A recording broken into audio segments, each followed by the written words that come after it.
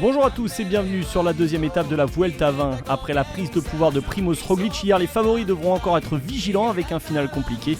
Au départ de Pamplona, il faudra parcourir plus de 150 km sur un tracé relativement roulant avant d'attaquer l'Alto de San Miguel dont le sommet sera situé à 17 km de l'arrivée, mais surtout après 9 km à près de 8% de pente moyenne. Un final délicat donc qui devrait convenir aux favoris encore aujourd'hui, mais difficile de s'extirper du peloton dans le début de cette deuxième étape.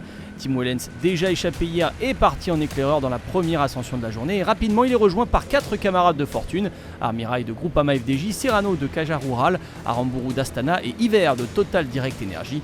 Le peloton finit par laisser filer ces 5 hommes qui prennent rapidement leur distance et plus de 4 minutes d'avance sur le peloton. Il reste alors 100 km à couvrir, les Jumbo-Visma sont à l'avant et contrôlent l'allure générale. Au pied du Puerto de Urbasa, à plus de 75 km de l'arrivée, Tim Wellens produit un nouvel effort. Le Belge vise clairement le maillot de grimpeur à l'issue de l'étape et prend surtout rapidement le large vis-à-vis de ses anciens partenaires d'échappée. Le coureur de la Lotto Soudal, qui a perdu près de 15 minutes sur les favoris lors de la première étape, est parti pour un long raid en solitaire et peut envisager avec près de 6 minutes d'avance la victoire d'étape à Lecumberri. Les choses se corsent tout de même pour Wellens à l'issue de l'Alto de Urbasa. Movistar prend les commandes du peloton et joue les bordures sur les plaines prises au vent. Le peloton a sauté le ravito, mais aucun favori n'a été piégé.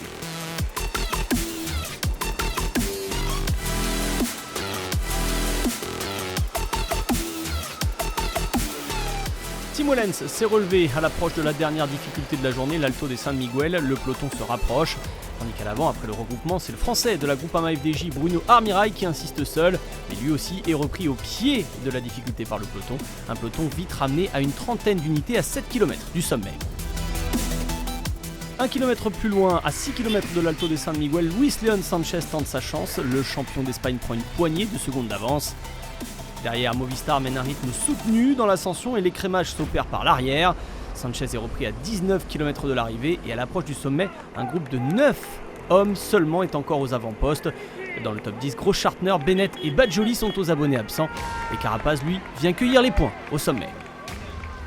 Après un gros travail dans la montée, Marc Soler de la Movistar fait la descente et prend quelques longueurs d'avance sur les favoris. Il vise la victoire d'étape et file à toute vitesse vers Lecumberri, alors que derrière, on s'observe.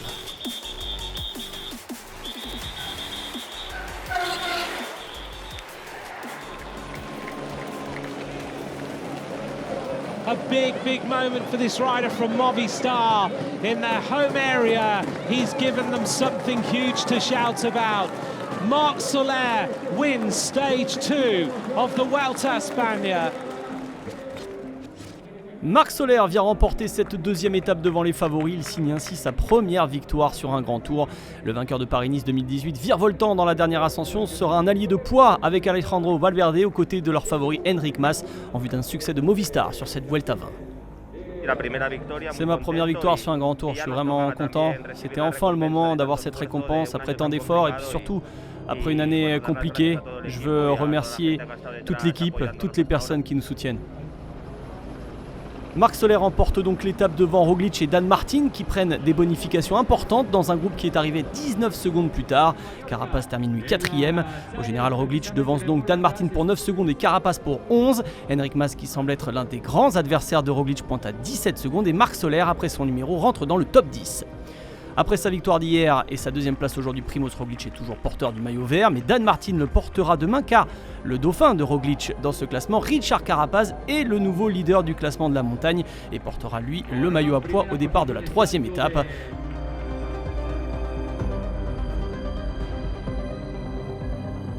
Enfin, le meilleur jeune reste Enric Mas qui possède désormais près d'1 minute 30 sur son dauphin, l'italien de la Deceuninck Quick-Step, Andrea Badjoli. Demain, Roglič portera le maillot de leader pour la deuxième journée d'affilée vers la Laguna Negra pour une arrivée en sommet qui promet après 8 km d'ascension à 6% de pente moyenne, encore une étape pour les leaders.